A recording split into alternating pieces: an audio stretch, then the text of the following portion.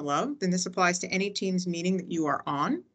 If you are unable to see the content that's presented by someone, just simply move your mouse over the content, hit your Control key, click the screen, and then scroll forward using your mouse wheel.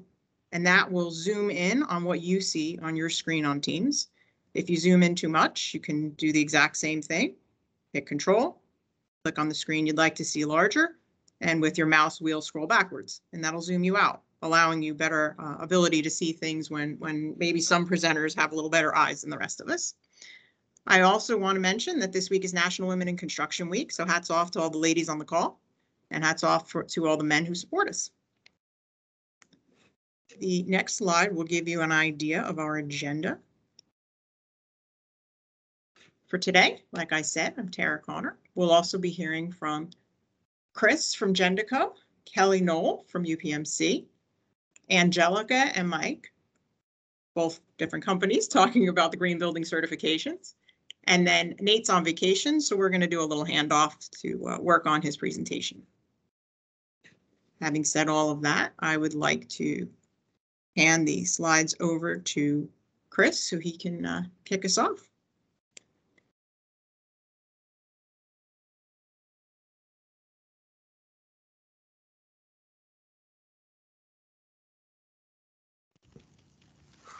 Thank you, Tara. Is all up? Am I up on the screen appropriately? No. Yeah, Chris.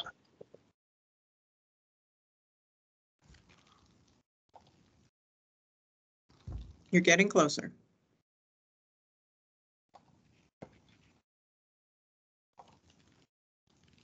We aren't looking at your slides, Chris. We're looking at an X.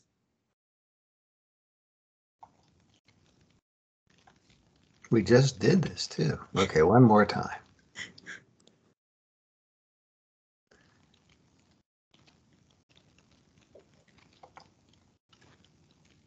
I'm confident everyone on the call has experienced this at some point during the last virtual years. All right, we there now? Yes, we are. All right, thank you so much. All right, thank you all very much. I'm Chris Klehm, Vice President of Jendoco Construction. Today's going to be a little more of a discussion and a little exercise in discovery. It was an exercise in discovery for me. I only ask that you follow two rules today. Reject nothing that I say until you've examined it against your own real personal experiences. And by the same token, accept nothing I say today until you have examined it against your own real personal experiences. At times I'm going to ask some questions, and I'm also going to do a couple of little disruptions. And I also wanted to thank you all for permitting me to talk today. In creating this presentation, I went back and I looked at my life to see how it developed and what were some of the significant impacts on it, both good and not so good. And I spent a lot of time looking through images, which was very, very satisfying for me, and I thank you for that. So I'm holding several premises in mind as part of this presentation. I firmly believe that we are, as human beings, a part of nature, and we have a key role to play in the evolution of living systems that we are connected to and that we are interdependent with. That each of us has a unique contribution to make in this world. So that's pretty much what I'm holding when I put all of this together. I've been doing sustainable design and construction for over 40 years. I've been doing this before LEED, before the USGBC, before the GBA. It's why I entered construction in the first place. I came to construction through organic gardening. I started building things to make gardening easier and found I really liked building. When I was in college, I came to understand the impact that food has on our health and the impacts that pollutants have on our health. I'm an outdoors person. I primarily spend my time outdoors, either fishing, farming, hiking, camping, swimming, or working outside. And this is 12 months out of the year. I feel very connected to the land, especially the land I live on and work. This connection has formed a great love, respect, and appreciation of the natural world. My travels have taken me to beautiful and fragile places all over the world, mostly fly fishing. I've been able to see firsthand how ecosystems work and the interdependence that makes up the workings of our natural world.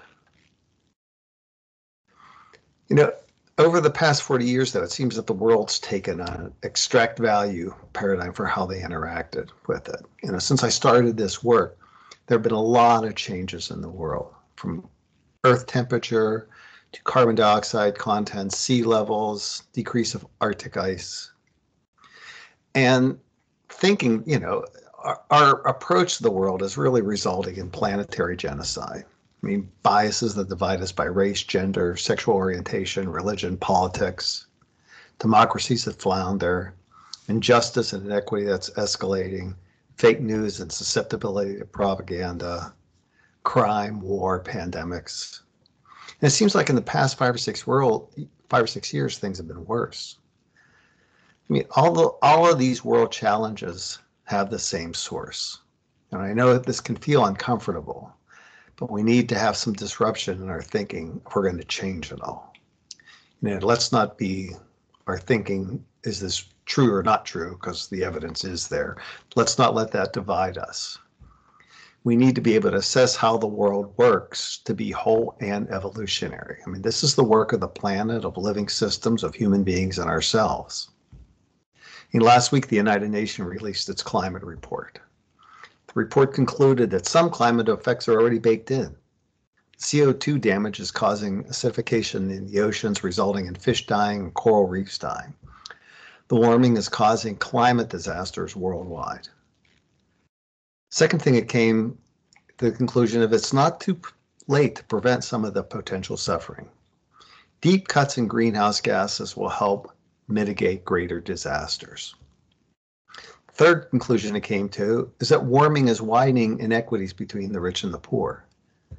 Climate change is having the greatest effect on the poorest people in the world. Wealthy countries have really failed to fulfill their promises on what they were going to do. The climate crisis is intertwined with the biodiversity crisis.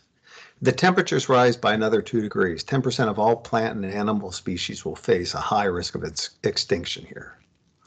And the last thing included that the time to act is now. We truly have a limited window here. I mean, our decisions and our actions have an effect on others. Einstein taught us through quantum physics that even our thoughts can cause change.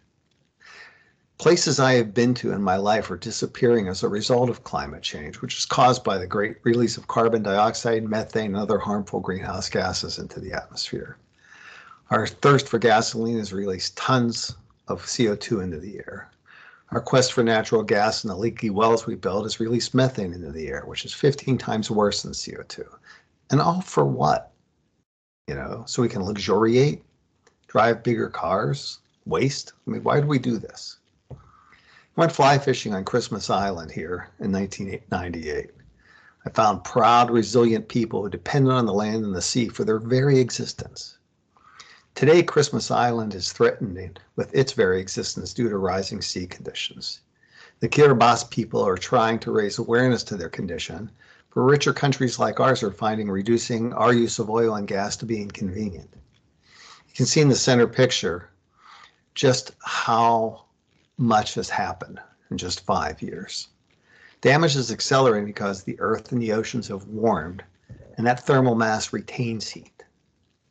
Do you think the war in the Ukraine would be different if we had a different relationship with oil and gas? That addiction, yes, it is an addiction, causes changes in our thinking to justify why we need oil and gas. Have any of you ever had a close relationship with an addict? The talk is exactly the same. Justification.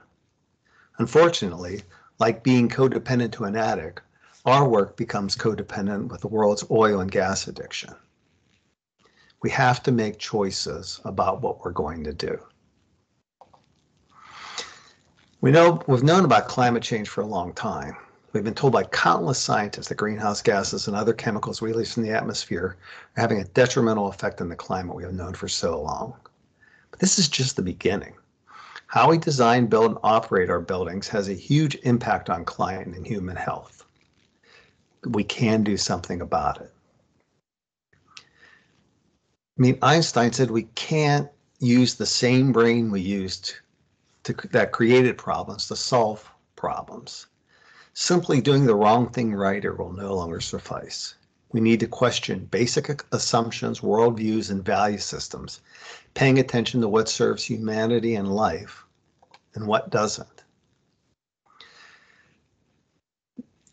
A lot of my thinking is ordered through frameworks. One of the frameworks I use is 4 paradigms of how we interact with the world. Much of what is done in the world is about extracting value. We see what we do as transactional. I take what I need and I try to give up as little as I can in exchange. Sounds like buying out a project, doesn't it?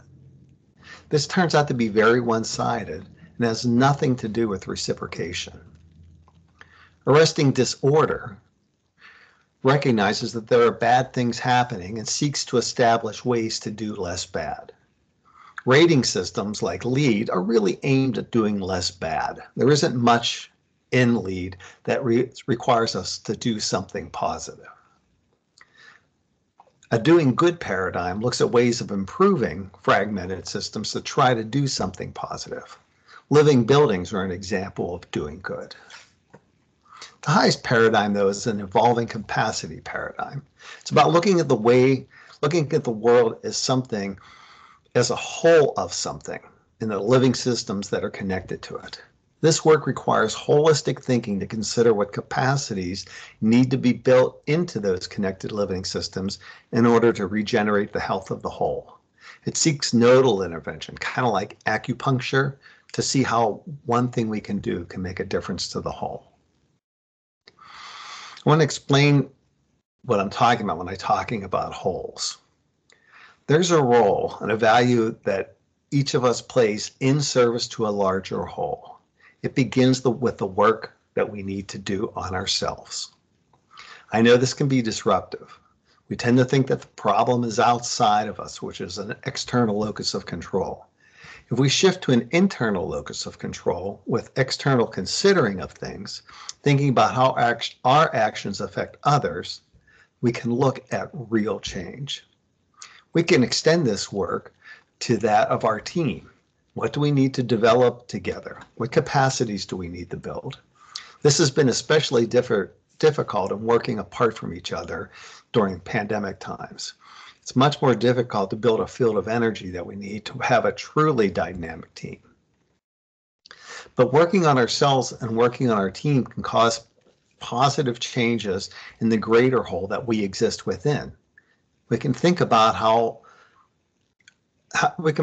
it also as working on ourselves and on the team, working on how the project works us and how the neighborhood works the project. It's all truly interconnected. Truly sustainable systems, relationships, strategies, practices, products, etc., are born only from co-created culture, teams, organizations, and communities in which true collaboration, not just coordination, is fostered. So we've got to work on ourselves, on our organizations, and work on the whole, and then really look at how those work on us. So what led me to this way of thinking? I mean, I chose a really different path than a lot of people. What prompted my thinking, way back when, which was essentially the mid-70s, were a number of factors. I think the biggest factor was travel and experiencing other cultures. 2 weeks after I graduated from high school, I jumped on a plane to Brussels, Belgium, not sure of when I was going to return or where I was going. I traveled for 5 months, hitchhiking and sleeping in a tent, meeting marvelous and amazing people traveling from Ireland and Sicily, all the way down to Sicily. I learned to adapt to people, their language, culture, food, customs. That taught me a lot. Another factor was that I had friends that were living off the grid back in the late 70s and providing themselves and their families with food. We called them homesteaders. I spent most of the late 70s with them. We played old-time music, fixed our own cars, built our own houses, grew our own food, and in general lived life. I saw positive things that came out of that kind of community and that kind of life. I found it uplifting and saw that it could be used as an agent for real change. This is my lived experience, which is the lens I use to see the world. We all have different lived experiences and need to test thoughts and ideas through the lens of those experiences. That fascination with how things work led me into building. I loved the way my friends had built homes for themselves and wanted to do the same. I was fortunate that some of the first buildings that I was involved with were pioneering buildings in the area. Prior to LEED, we had to figure out best designs that fit into the land and construct them in a way that touched lightly and integrated themselves into the surroundings. Most of our efforts focused on reducing energy and providing healthy interiors. There's the Audubon Center for Native Plants that we built as a straw building. With that tiny little system right there, that little hot water heater is the heating system for it. This is the solar test lab at CCAC in the north side. This little box was a computer we used. Put sensors all through that to see how it worked. I got to work on earth-sheltered buildings and other straw-built buildings through all of that. All of these were prior to the LEED. When we started the GBA, LEED hadn't been thought of, and the USGBC was just a tiny group in San Francisco. We had to develop our own metrics for success and understand our purposes around that. As LEED began, we had to figure out how it worked and how we could add to that. Back in those days, we had to ground ourselves in a reason for doing what we did. Why were materials important? Why was site important? What would help the project harmonize with the ecology of its surroundings? What other living systems were we affecting by the design and the construction of that project? Look how young we were. What a day.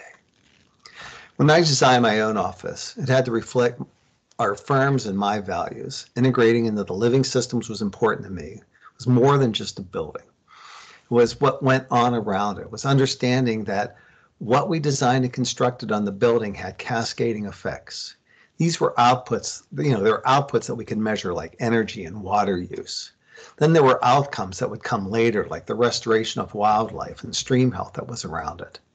Then there were impacts that we didn't even perceive of, like changes to the zoning as a result of the work that we did here at the office, an attraction of people who wanted to put their business in a building like this because of the functional alignment with what they saw and the impacts that they saw on the people they served. This space is now a pediatric physical therapy space. I've done work all across the country and have taught and presented all around the world, including working on the largest LEED project in the U.S., which is Project City Center, and the largest LEED Platinum project in the U.S., which is MGM's project in Springfield. I've got to work with the largest developers and contractors in the U.S., including MGM, Caesars, Perini, and AECOM Tishman. That's me teaching in Shanghai a masterclass on green building techniques into project development. There's been a common thread in all the work I've done. I've had to figure out why I'm doing it and what I can add to the body of work of how we do things. I had to find my purpose for doing it. As we all know, there's great dysfunction in design and construction, and that results in higher costs for design, construction, and higher operating costs. And both of these have a result in greater negative ecological impact. We have to figure out what motivates us and get together on that. So how do we come to think about these things? How do we come to see the living systems that we are nested in and consider them when we are planning our work? How do we develop these skills? How do we get others to align with us? I've come to see playing music with others as essentially an interdependent exchange of nutrients. In this case, it's exchanging musical ideas with each other. Growing food is an exchange of nutrients with the soil in a way that actually makes the soil healthier. It's understanding the impact and the interdependence of the animal life around us. The bees teach us about nutrient exchange, as does gathering with friends at the barn. And any of you that have been to my barn know that that's what we do. When we are working together, we are seeking a mutual exchange of nutrients with the systems we're working with. We're seeking exchange of ideas. This is the basis of any healthy relationship, whether it's on a project, with a group, or with your family. As I've gotten older, the desire to work with communities and larger living systems becomes more a part of my focus. I can see the direct and indirect impacts of the work that we do and how it affects the living systems we are nested within and connected to. This takes me to new places. Now I get to spend time with young people and talk about what motivates them, and help them see their purpose. I share what we do in our garden and how we do it with people and why we do it that way. We give away a lot of organic food to people to show them the difference in taste when you do it yourself. I also try to live my life as an expression of my value, from how I spend my time to what car and how often I drive, to what I eat and where it comes from, and what I do to stay healthy. It's about being committed to the health of living systems around you and recognizing my role and my interdependence with those living systems. The decisions we make really do make a difference. What motivates me now? Why do I do what I do? I do it for these guys. It's my family. When it comes down to it, we all care deeply about something.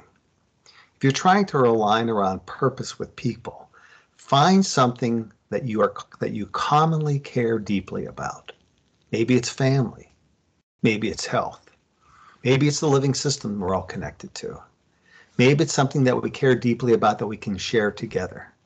If we can find that and build from that, then we can align around purpose. To get to that purpose, ask why. Why do you care about that? And then why do you care about that? Often it takes asking why 5 times to get to the root of what somebody really cares about. So in summary, this is what we've been discussing.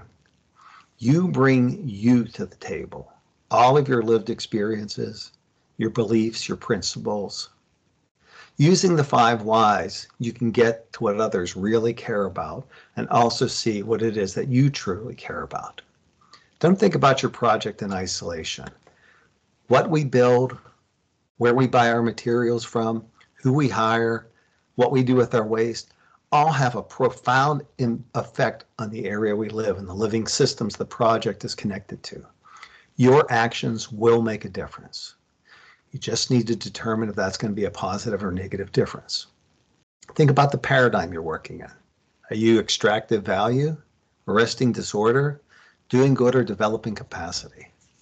It's a good question to ask yourself. We're going to hear from people today who do care deeply about their work and have been aligning around purpose to attract people to their work. Kelly Noel is going to share what UPMC really cares about. Angelica and Mike are going to share the aspects of green building certifications that their organizations care deeply about. We're going to see Nathaniel Green's presentation on how we can use purpose and beliefs to hold on to key green building attributes when facing value engineering. Each of these is going to inform us of purpose and show alignment across organizations. I hope that this little talk just inspires all of you to take what you care deeply about and to use that as a way to think about your work, the work you're doing, in a way that recognizes our interdependence on the health of living systems. You truly do make a difference, not just on your project and in your firm, but to the health of those around you. Do good things. Thank you.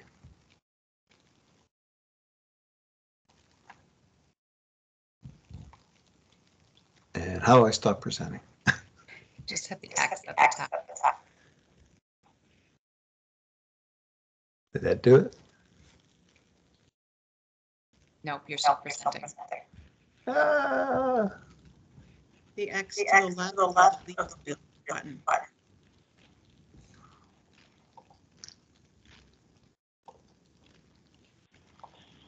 There we go. Did that do it? Yes, thank you. Thank you. Okay, Kelly?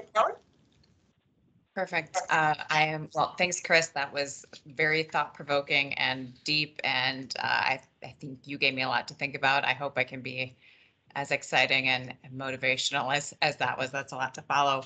I'm Kelly Noel. I'm Vice President of Corporate Construction and Real Estate for UPMC. I also have responsibilities over our facilities team. So total life cycle of buildings from inception, construction, and then as you all know, the perpetual renovation and recycling of spaces over its lifetime. I think the title of my section was Indoor Air Quality. I'm going to make it a little bit more broad than that because, as Chris said, these things all tie together in a bigger picture. UPMC is not just your healthcare provider. Know that many people come to UPMC to get care in some of their worst moments of life, but really UPMC is about the care of our communities and keeping our communities healthier. The healthier our communities are, the better the care that we can deliver all around. If you think about it a little bit more holistically, clean air, clean water, and green spaces leads to better, more positive overall health in our communities. And so a lot of our activities people may not be aware of. I will certainly get to some of our construction standards, but I'll talk a little bit about some of the other things we do in the community just to start there. You may have heard about Let's Move Pittsburgh. It's a program partnered with the FIPS organization that focuses on improving nutrition in our communities, reducing screen time, and increasing physical activity. One of many. Again, Pittsburgh Marathon, if anybody's looking for something to do in May, UPMC sponsors that. Again, active lifestyles lead to healthier communities. Pathways to Work is another program that looks to employ underemployed or unemployed individuals, finding access to jobs that they might not otherwise have access to. Obviously, we know that those people who have jobs can buy health insurance, come to the doctor, they're not showing up in our EDs. In severe conditions, they will have better health outcomes, as will their families and those around them. Also focusing on the social determinants of health, or the condition that people live in, grow in, work in, and we understand that that is shaped strongly by the distribution of money, power, and resources. And depending on how those are spread across our communities, we see different health outcomes and different access to health care. So some of the initiatives we are working on or partnering with in our community are things like access to bus lines and public transit. And if those things aren't realistic in our rural communities, it's actually offering rides to medical appointments to ensure that care is provided at the time needed and not delayed. As we think a little bit more broadly, there's tens and if not hundreds of things that we're doing on our construction projects. So we'll talk about our Presby project, which is in design right now, and these apply to many of our projects that are in construction. So if anybody wants to dive deeper, I'm glad to share. Big picture, we're obviously looking at LEED certification and many of the standards that fall under LEED certification. We're looking to divert at least 75% of our waste from that project site to have that be recycled. We're looking at obviously roofing materials and things like that that have high solar reflectance. Water reduction is something we're always looking at. Every time we're replacing fixtures, mechanical equipment, we're looking to decrease energy use, increase efficiency, and things like that. Also, using standards to include VFDs, for example, or fan wall designs in our MEP equipment where you can scale back output when not needed. Low hanging fruit, of course, all of you guys know these things like LED lighting or LED lighting when we're replacing fixtures throughout our projects. Sourcing materials is a big deal as well. So UPMC, actually our supply chain team, has a focus on using and supporting businesses that have similar like-mindedness to use sustainable materials, sustainable supply chains, environmentally friendly purchasing, and I'm looking at my notes so I get all these terms right. Basically, we will use green labeled products whenever possible and when they're competitive and comparable to other products in our system. We also have environmentally preferred purchasing policy, our EPPP, if you've heard that referenced before, just making people aware. So that's our supply chain team aware, but also our vendors and partners that are purchased through construction projects and maybe not flowing through our typical supply chain, that we use those practices as well. We're doing commissioning on all projects, and this might not seem like a big deal, but for those of you who are in this space, we know that construction gets it mostly right, and there's always a few things that fall through the cracks, but those little bits and pieces add up to a lot over the life cycle of a building. So commissioning and making sure that day one we're operating as effectively and efficiently as was designed is key. And then retro commissioning, or just having our even our internal team confirm that we're meeting the standards set on day one. Longer into the life cycle of the building is really important. I think many of you with any building automation system knows there's those override buttons when somebody has a night event, for example, or a holiday event, and somebody puts it in that override mode, and it's been now 3 months and we're in override mode and the lights are all on in a building at night and it's tempered for those hours. So those things are really important to make sure that we are flipping the switch back in those override scenarios, for example. Low emitting materials is something we're focused on. Again, this comes to indoor air quality for our patients, our caregivers.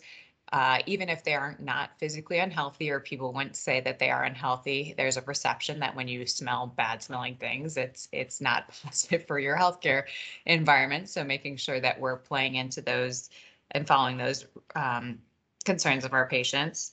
We do have demand response at several of our campuses, so looking at ways that we can work with our utility partners and ensure efficiency there. One thing that I found pretty interesting is all of our gardening crews, or our grounds crews, I should say, are certified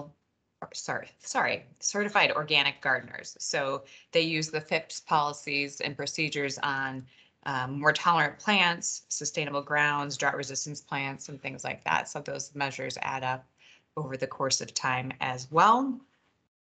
What else can I share with you?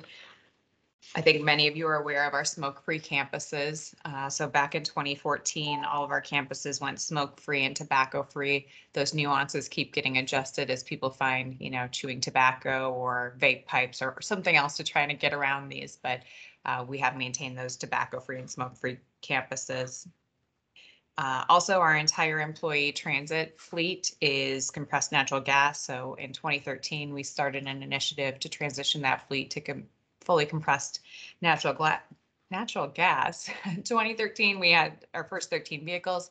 There's been some grant funding that helped us accelerate that, and now that fleet is fully CNG.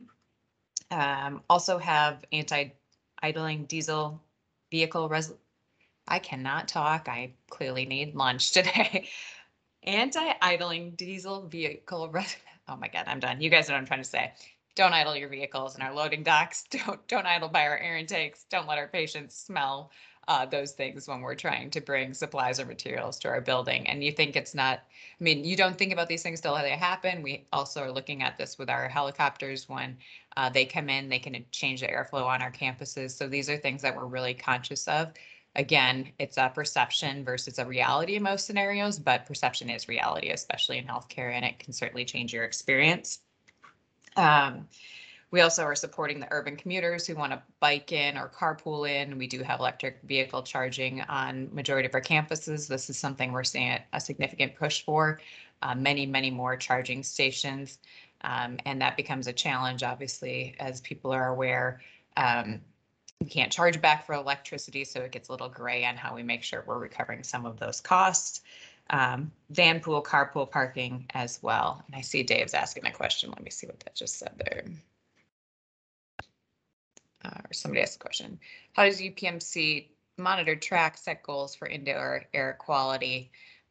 Those are set project by project, working with our general contractors and trade partners. Every project is unique and different. We're looking to achieve the highest standards possible, but recognizing that every single situation is drastically different. Working inside existing buildings with existing conditions certainly has different outcomes than the new Presby project or the new Mercy Pavilion projects do. So certainly can talk individually on projects, but it varies. Like I said, we're looking to accomplish the highest standards. I think many times our partners actually come to us with great ideas on things that they can do better and looking for our support. Many of you are going to say everything I just told you we already knew, which is great because I'm looking at all of you to tell me more things and how we can continue to do better in this space. Obviously, we have 40 million square feet of property, so bringing some of our oldest assets up to even sort of today's minimum standards is a really big challenge. I spent a lot of time investing there. I will say we would like to be on the bleeding edge of sustainability. But it is challenging to keep our entire fleet of assets on that at the bleeding edge of that as it's changing, as we realize we can continue to do more. So it's really looking at the total life cycle of our buildings, of our patients, of our population, of our community, and figuring out where we can make the most impact with the different assets that we have in place.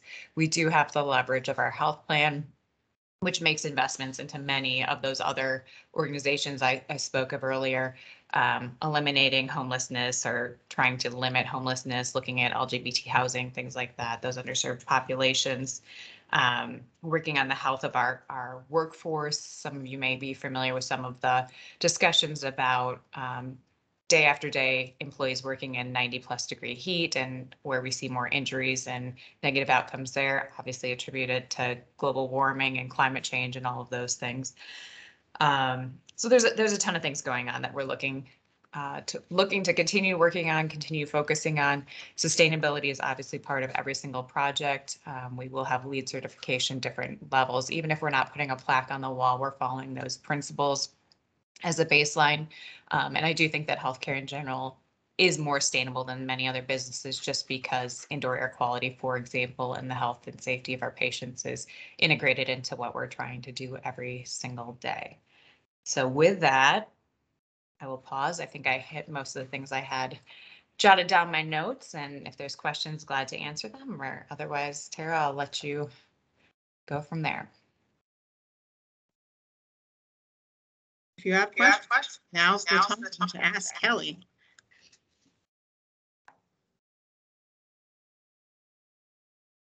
All right, I don't see any hands waving or anything in the chat. So Kelly, thank you very much for joining us. Yep. I think what you've had to say was very impactful to everyone here. And I'd like to hand it over to Angelica and Mike. Great, thank you. Thanks, Kelly. And thanks, Tara. Just give me one moment here.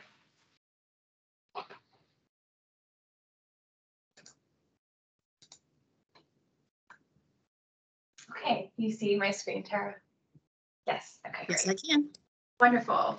Okay, great. We're really happy and excited to be here with all of you this afternoon. Thanks again so far to Chris and Kelly. It certainly has teed up the conversation. We're going to take it a little bit in a different direction here and talk more specifically about some green building certifications.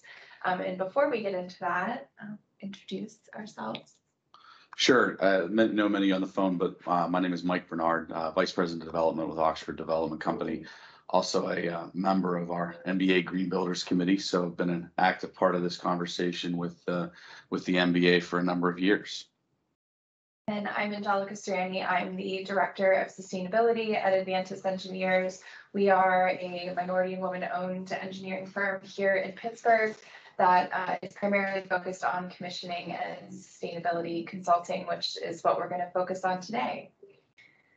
And so, now more than ever, the transformation of our buildings is critical, right? We all heard what Chris had to say. There's a renewed sense of urgency, both around climate and health, with everything that's happened over the last few years that have brought us to this virtual event. And we believe that certifications and frameworks are important to advancing and expanding this work. They can provide us with guideposts, best practices informed by experts. They have continuous improvement that's always going to be built into them as the systems, continue to update over time. And they allow projects and teams to get ahead of expectations that might be coming from clients or owners or other stakeholders in the project. And when the project itself is pursuing the certification, it also provides a really important third-party verification of the efforts, which again, in this kind of world that we live in today, this verification of being in a healthy and safe space is so important. And so we're going to kind of talk a bit about some of the certifications that are out there, and there are so many of them. Don't worry, we are not going to talk about all of them.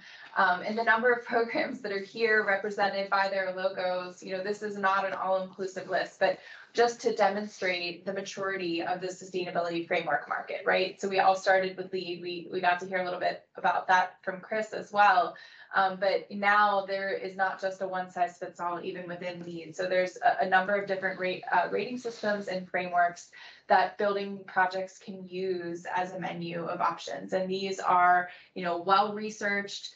They're consensus built by experts. And while we recognize that there's no perfect framework or certification, they are really important tools for project teams and owners to, challenge the conventional thinking and stretch projects to achieve transformational goals. And so what we'd like to do in our brief presentation today is use Oxford Development's sustainability commitment, both past, present, and future, kind of over the last decade, as a lens to explore these certifications and hopefully inspire action within your own organizations. Sure, and to give a quick brief or a brief overview of Oxford, Oxford is celebrating our 60th anniversary here, coming up this fall. It's an organization that's evolved significantly over those 60 years, starting with the construction of some of our local indoor malls back in the 60s, transitioning through the 70s for the creation of a number of communities here in those communities, as well as down in Florida as well. Heavily involved in the Renaissance with the creation of One Oxford Center downtown and a lot of owned and operated properties in the downtown district. Really, as we turn the century, a lot of things were focused on ongoing maintenance and turnover of those properties, and property management got into a lot of owners rep work with some of our local partners. And into some third-party development efforts with GSA and Department of Naturalization and some other groups like that. And have really come full circle back to development here over the past 10 to 15 years. And with that, we were fortunate again with some of our owners rep work and now transitioning to development to see the focus of clients, on sustainability as a whole. We realize there's a lot of work to do and a lot of different avenues to explore, which we continue to look at that. But, the certifications have really driven some of our clients to raise the bar here in Pittsburgh. Pittsburgh obviously is not always the most progressive in many ways, risk averse and a little more patient in evolving and pursuing new technologies and new ways of doing things, but doing so, we want to be ahead of the curve, but patiently so. And I think that's, a lot of the clients focus the same way. So, LEAD was really one of the first that we started working with. Again, some of our local clients here on our owners rep side, Upmc, Kelly's team, we worked at the Children's Hospital campus for about 5 years, developing those projects. Transitioned to also at the same time working on 3PNC. Obviously, PNC locally was one of the initiators of the green building movement here in Pittsburgh, and we were fortunate enough to develop 3PNC Plaza with them. So kind of those two projects led us into working with the SEA as well on the PPG Paints Arena. And a lot of those lessons that we learned working for those, leading clients pushed us into the knowledge area and understanding and seeing the benefits. I think personally, I saw benefits as, my first project at Oxford was down at Children's Hospital and, getting to take my 18-month-old daughter through the space and making her promise that we'd never be back. But at the same time, knowing that she was there, we were able to work with the team down there to not only create a first-class, support a first-class medical experience, but at the same time, the facilities were better than anywhere else, really in the world because of the commitments that have been made at that time. So I think move on. And then, again, as we work through those projects, it really led us into our current development efforts, a lot of which are focused down here in the Strip District. And we've really seen it as an opportunity to raise the bar, starting, as we did the due diligence down here in 2011, 2012, 2013, we understood what we thought the opportunities were. At that time, we were working to, again, use those lessons we had learned. And got the support of leadership here to focus on LEED as a minimum baseline and raising it to the silver level as a commitment. And again, our goal here again has been an incremental one at each project, trying to do a little bit better. As Chris mentioned, unfortunately, LEED is maybe doing less bad in some cases, I think, from some points of view, but for many, it's also doing better than the minimum. So again, the code has always been the the least efficient or least damaging building you can legally build. By setting standards above that, we have looked at the opportunities to, raise the bar on that. And it's tough when you've got a mixture of stakeholders that go into these projects, whether they're from the public, from the private side, the investors. You're managing a lot of different, very, very different points of view, and trying to steer those to the most efficient and cost-effective building is one that's very beneficial for the team. So. Yeah, and I think thinking, just building on that a little bit around LEED, Oxford's approach here is really one that we've seen a lot around the region, nationally, but also, with some clients that we're working with, where LEED is, kind of the entry point for a lot of projects. And while, again, it's not necessarily, pushing the envelope the whole way to looking at regenerative design and construction, there is a lot of value in having this comprehensive framework that really hits on a lot of different components, even if they're not all your entry point into sustainability, right? So while there are still shortfalls with LEED, it does continue to update. Of course, now we're working on LEED version 4 on projects, and we continue to see challenges and that really being a stretch for projects and for the marketplace, specifically around things like materials, where there have been a lot of changes that have happened over time. But if your entry point into LEED is either some type of regulatory compliance or approval process that's asking you to do it, maybe your kind of second motivation there is around energy and water efficiency and around operational costs and trying to bring those down. But as you kind of move down through this list, that also gets you to think about things like site and opportunities for bike infrastructure and electric vehicle charging infrastructure, transit access, thinking about stormwater management and how that also aligns with a lot of the regional issues that we have here in Pittsburgh.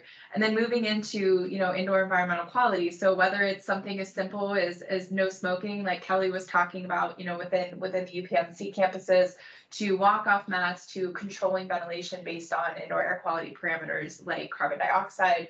And then, finally moving into some of the major changes that have happened in LEED most recently around materials, the movement from looking at just things like recycled content and is this a regional material that's within 500 miles to the major shift that happened in LEED version 4 to the focus on transparency, and then really trying to dig into what the impacts are around health and environment and starting to look at whole building life cycle assessment and embodied carbon within a project. So, that's been a major shift that, again, I don't think that the market has yet fully caught up to. So there's still a lot of work to do. And that's where there's a lot of value in a system like LEED that has a large number of projects working in it that can help to move that market.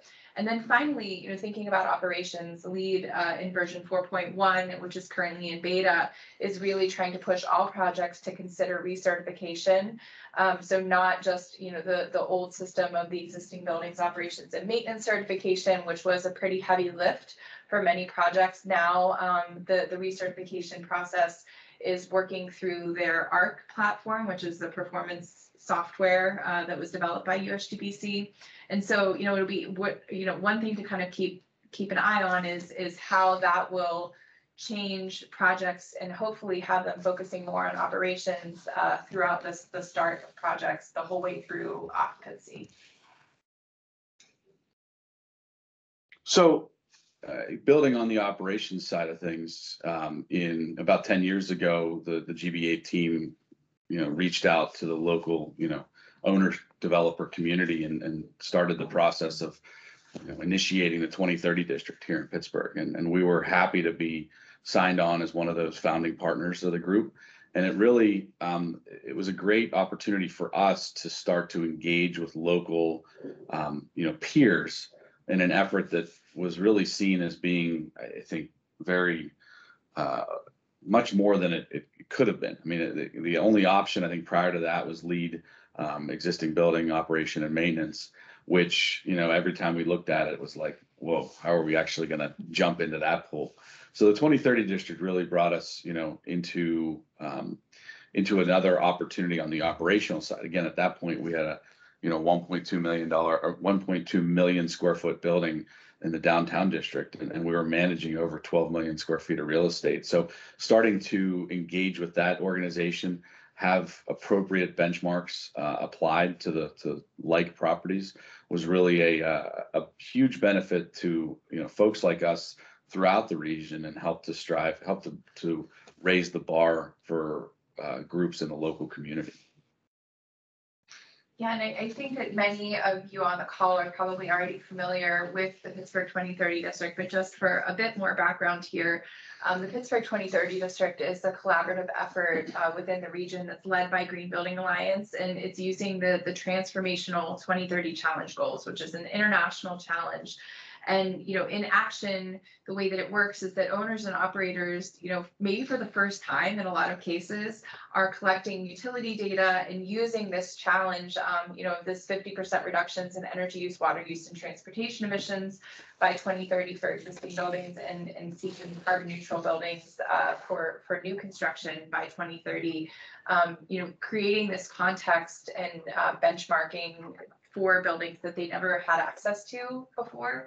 And it also provides a lot of building owners and operators who have maybe not set their own internal targets with a challenge that they can get on board with. So, this is something that's been really impactful for a lot of buildings and property owners in our region. Energy Star is another parameter or framework that has been talked about a lot, and one that really spawned out of for us at least, the involvement was made much easier by the education provided by the 2030 district, and it's something that has started to really, we've been able to leverage on the benchmarking side, and one of our first properties here down in the Strip District, 2501 Smallman, has achieved Energy Star ratings. We have a few others that we've worked on with clients on a third-party basis. But it's really, again, something that becomes a worldwide or at least nationwide known standard that affects some of the values for the properties as well. I get to talk about Passive House as well. Passive House is one that, again, this has been more of a stretch, I think, for us, but it's one that we've successfully navigated on a project out in Mount Lebanon, a senior living at Dorchester and Mount Lebanon. This was one that the impetus for us to pursue that, quite honestly, was the competitive nature of the applications for the public subsidies that were involved in the partnership with the Allegheny County Housing Authority. So significant learning opportunity for us, and one that we continue to evaluate as we go forward. Yeah, and affordable housing projects like Dorchester are certainly leading the way. As Mike mentioned, having these incentives tied to Passive House has really started to transform that market. But what we're seeing, as projects are trying to set more aggressive energy targets and work towards zero energy and carbon, Passive House is one really important pathway to consider. So whether projects, are going for the full certification, which is has a lot of rigor around it and does actually have testing on the back end, whether they're doing that or they're just incorporating some of the principles of Passive House, we expect to see a lot more of that happening. And hope to see a lot more of that happening. It's also about not just the kind of envelope first approach of Passive House, but also how they're looking at active systems within the building. So, thinking about energy recovery, ventilation, and heat pump systems. So having this different kind of look at how to approach HVAC design within buildings, we also expect to see more of, and can really help to bring down the energy use within a building, and also to enhance the indoor air quality as well. And the last one, as we were developing phase 1 of 3 crossings, it was actually interesting as we, there's 6 total buildings in the development of phase 1, 5 of which achieved LEED Silver certification or higher. When we were building the garage towards the tail end of those, or right through the middle of that development effort, it was odd to embark on a project. And as we, again, had gotten used to looking at frameworks, there wasn't one available for the hub garage. And so, we weren't able to, that was one where we kind of, I think going back, one of the things I should have mentioned is, we look at the frameworks as something also that helps hold us to a standard. Because again, as I mentioned, there are, a number of different opinions and variables in these projects, and when we're not pursuing a framework, it might give the opportunity for to relax some of the guidelines and standards that we put forth on those projects. When you have to achieve the standard, then you're assuring yourself of a minimum parameters that you incorporate in your project. And at the same time, you're also telling the outside world that we are meeting these standards. This is not marketing. This is not fluff that we're putting out in our advertisements. This is real. This is tested across the country or across the world, and it's important. And so in 2019, ParkSmart was rolled out by USGBC as an affiliate, and our latest garage that is nearing completion of construction is pursuing ParkSmart, and we anticipate achieving again silver certification on that project. And it certainly is something that it provides a different look. We've managed garages probably for the last 20 to 30 years in our organization, and this framework challenges us to look at a number of different things that are helping us to be more proactive in these neighborhoods, as far as whether it's parking pricing or opportunity, other policies that are put in place for operations.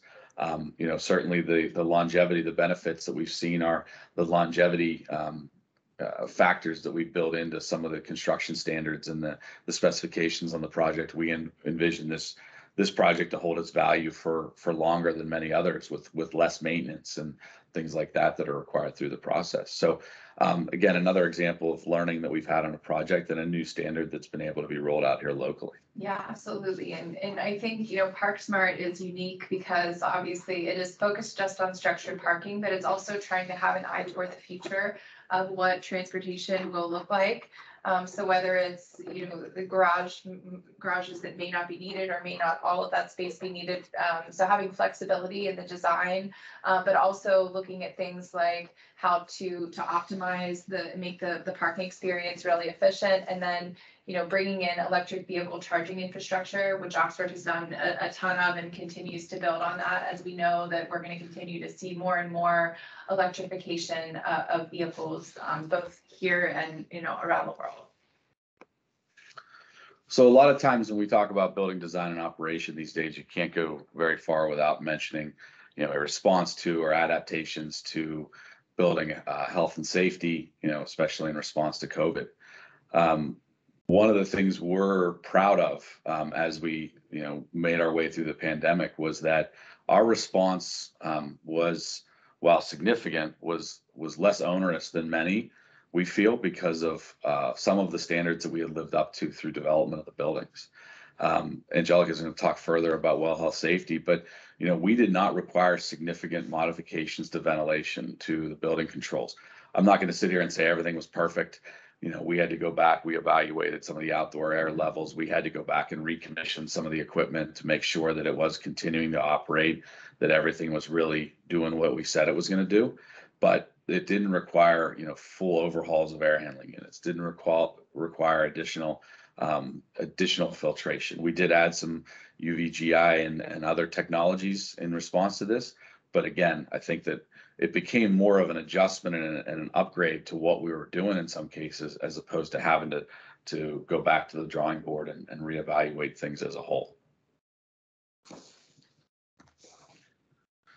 course, again, I mentioned well health safety.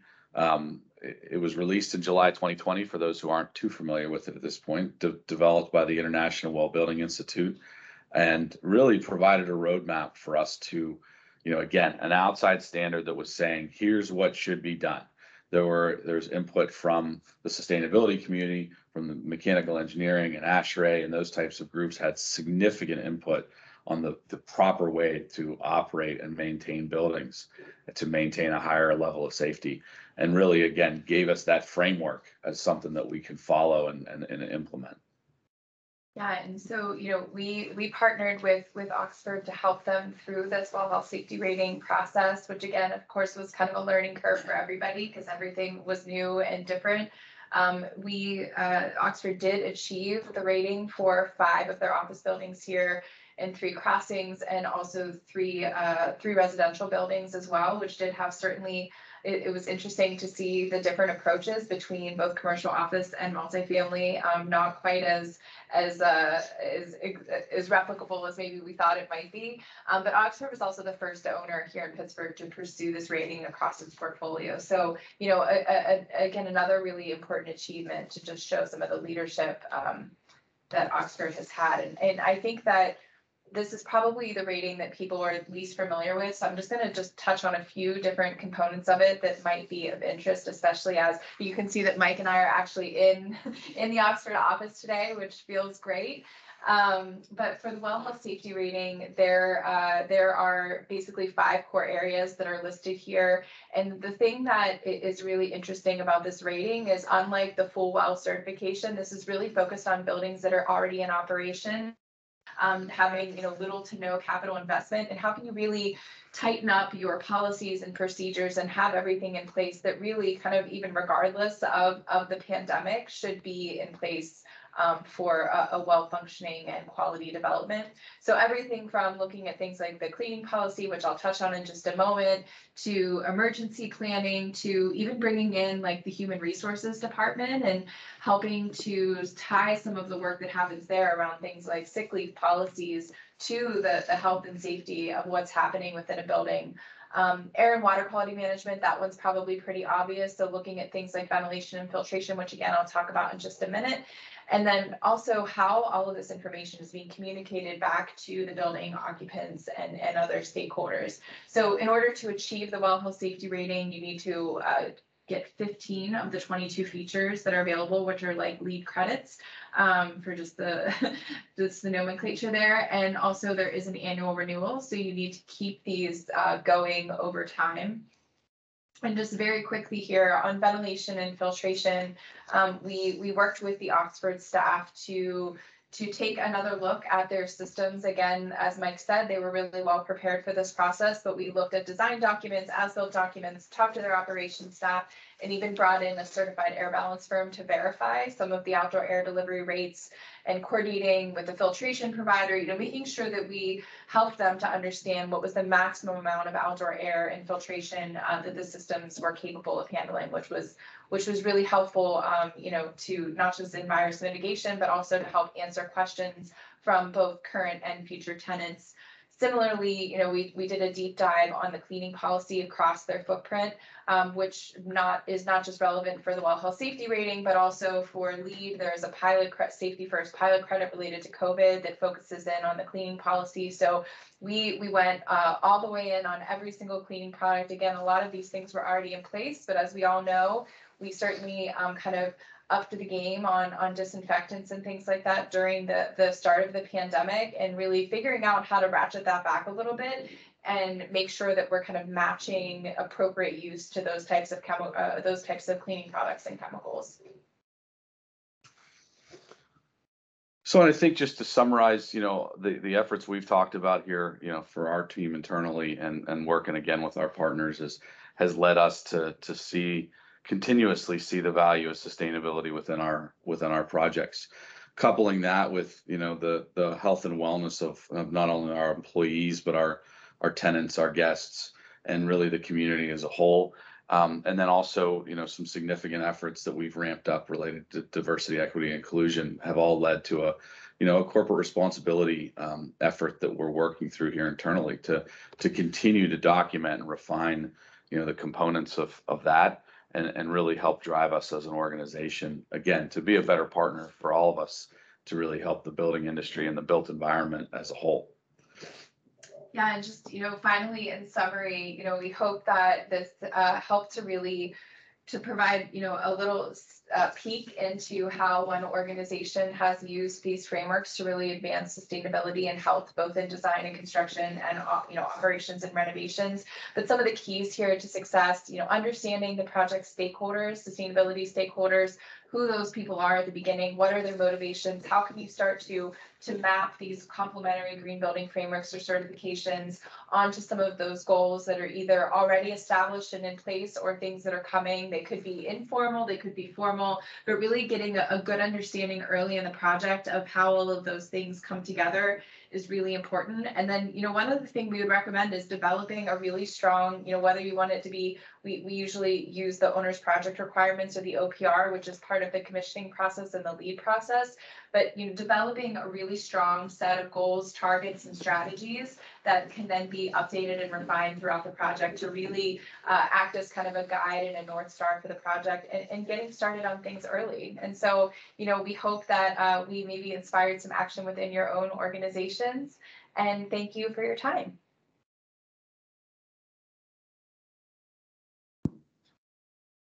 Wow. Well, thank you both. That was very helpful and very informative. I'm going to once again engage everyone to ask some questions, either in the chat, raise your hand. Again, we've got a forum of pretty knowledgeable people here that you have access to for a little bit longer. Scott, just take yourself off mute and please ask your question. Well, first, thanks for a great presentation.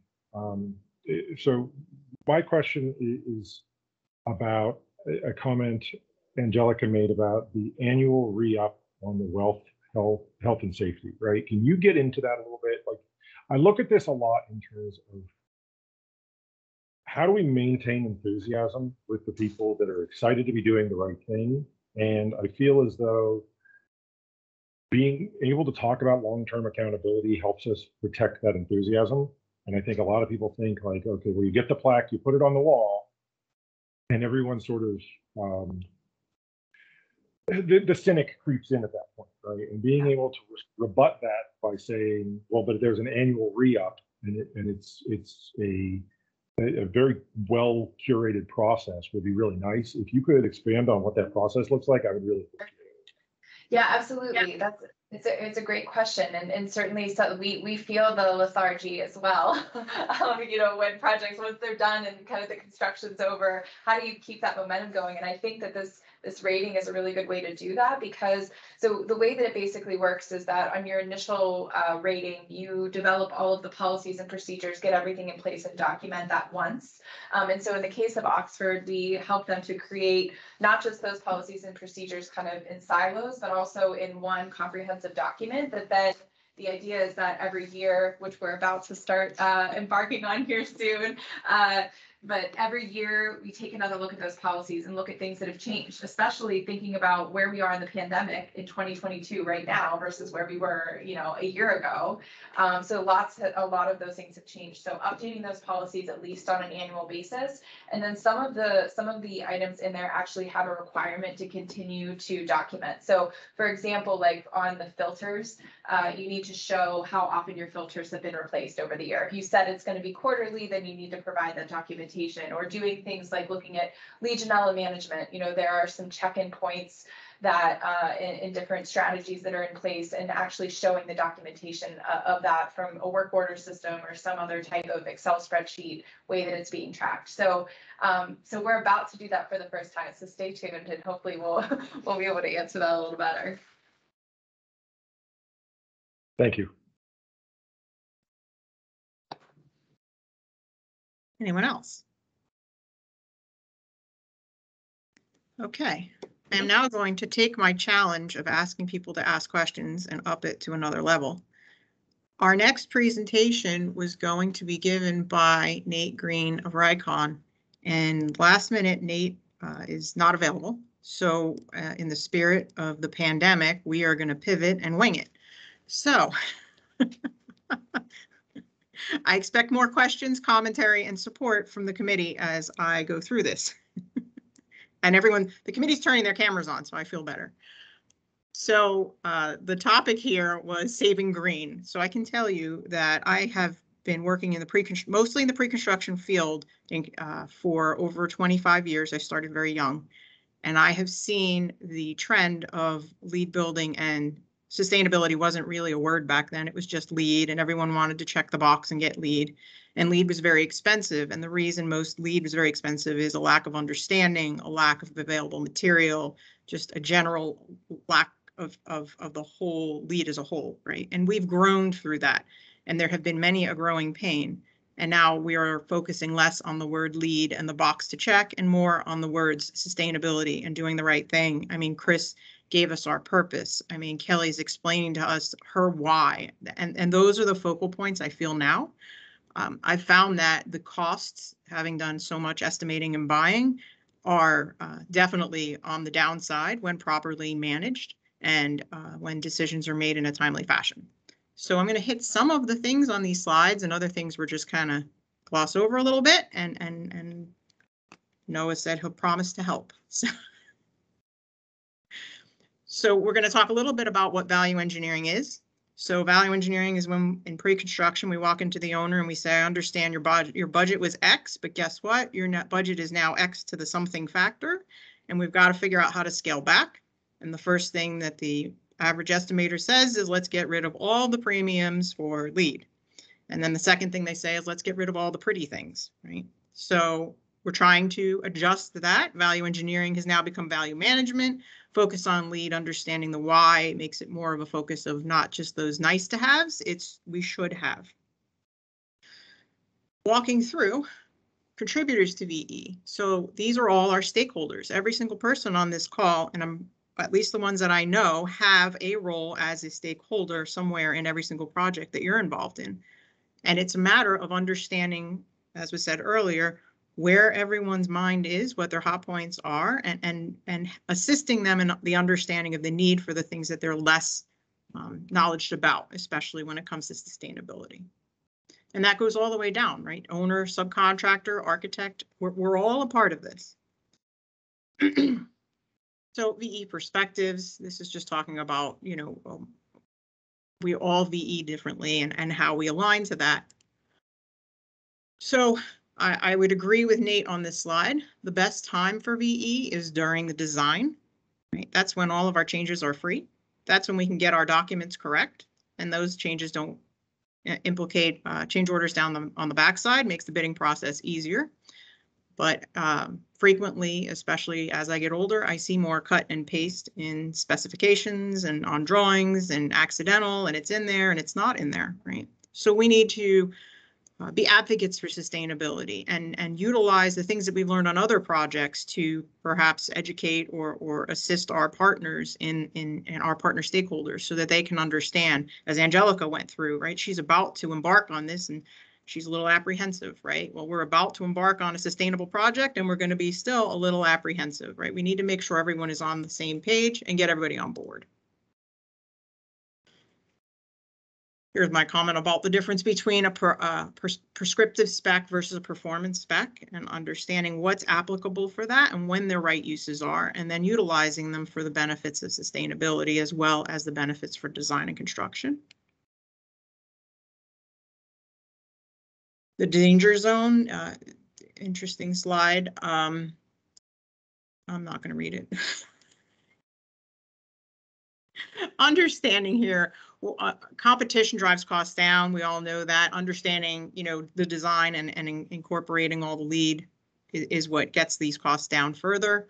Understanding that codes are changing and many of these nice to haves are required. And we're seeing a lot of that. I myself see it with our clients that LEED isn't really a goal that we kind of like want to have, and LEED is less about check the box. We're focusing on that sustainability, doing the right thing, creating healthy environments, well building, and all of those opportunities to make your end construction project just a better building for the people that are going to be inside of it. Because again, Chris gave us that purpose. So what can we do? We can ask questions. Nate had a bunch of resources that he was unable to share with us, but we can reach out to him to get some input, smarter alternatives and substantial substitutions. And then everyone else has challenged themselves to look at sustainable ideas that they have or that they have experience with to share with others. So now, hopefully I didn't lose too many people.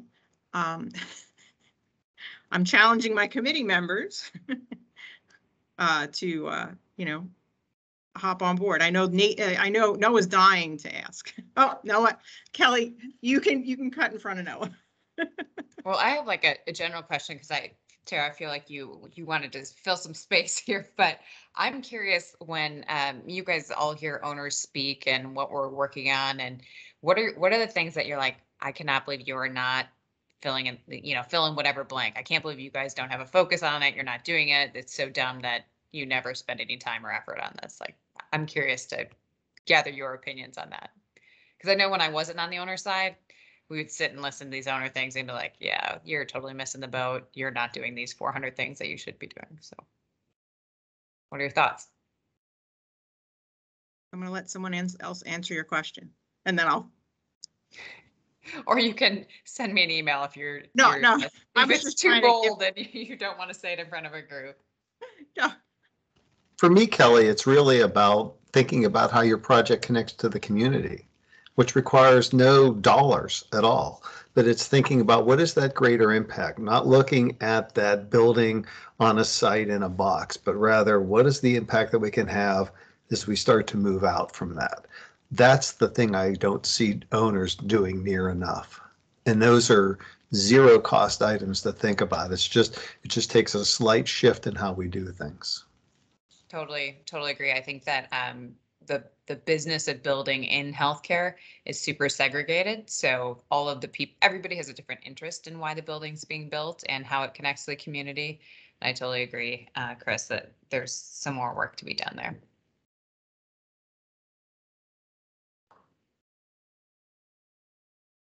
We find that in general, like I was saying earlier, it's all about saving money and how can we reduce costs and how can we reduce costs, but having some of our clients understand the impact of the changes they're making. I appreciate that, you want to reduce the sustainability and yet you want to keep your pretty finishes, or you want to reduce your sustainability at the expense of having, fins on your curtain wall, right? Those are the ones where I have a hard time with. Is your curtain wall will look just as gorgeous without fins, and yet the patients in the hospital or your guests in your hospital will be happier with better ventilation system, right? And I'm not sure everyone has the comfort level with their clients to say that, right? Because it's a very delicate dance. You don't want to upset your architects and take away their design. You don't want to upset your owner because you don't know what their necessarily our hot points are. But sometimes you kind of have to say, can we just listen, and let me explain to you what the logic is behind this need, and hopefully you have a client that understands that, and you have whether it's your contractor or your designer, knowledgeable enough to present that. Yeah, that's it. I would say the one thing we're trying to do to help this is ask for total cost of ownership with those changes, because there's usually a trade-off that, the first, 10% investment is what we're saving, but we end up spending so much more in the long term because we've sacrificed fill in the blank. So that's something we can look to all of you guys to continue to help us with. It's more data points to make better decisions. And I'm an engineer at my core, so I will always make the MEP investments. Sorry to my architectural friends out there, but the long term is you have to operate the building, and it will look pretty no matter what is done. I guarantee that. Kelly, I was going to weigh in also from our perspective. I think the biggest thing we miss is that life cycle, whether it's life cycle analysis or the total investment benefit. It even goes beyond just the life cycle of the building, but where are the depending on the building type, where are the tenant benefits that can be capitalized the best, or so really seeing these investments up front. It's difficult. It's educating everybody from the lenders to the investors, and then getting real data on the backside to be able to justify the next one. And so again, I've kind of always approached it on our side as an incremental improvement. And so my hope is that we can continue to improve on that documentation and data gathering and deploy that better as we move forward, to make better decisions and validate the benefits that we feel are almost I think many people believe inherently, but a lot of cases, at least on our side of things, the banks maybe don't like those inherent benefits. They need to see the numbers and the risk and those kind of things. So that would be my I feel there's a big opportunity there from the building industry to look at it, continue to look at it more holistically. So. Absolutely. If I can tag on to what Mike said there, because it's touching on kind of what like my questions have been bordering on, which is this sense of embrace the accountability, right?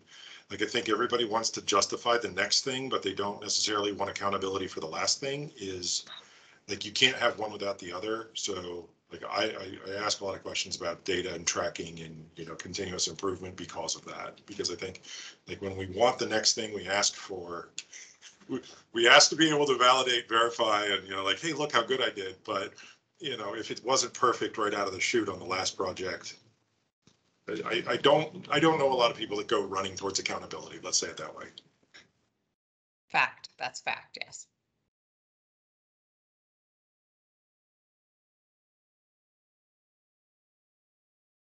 Okay. Noel, you want to give us, shall I tee you up for your close here? Well, I'm really impressed.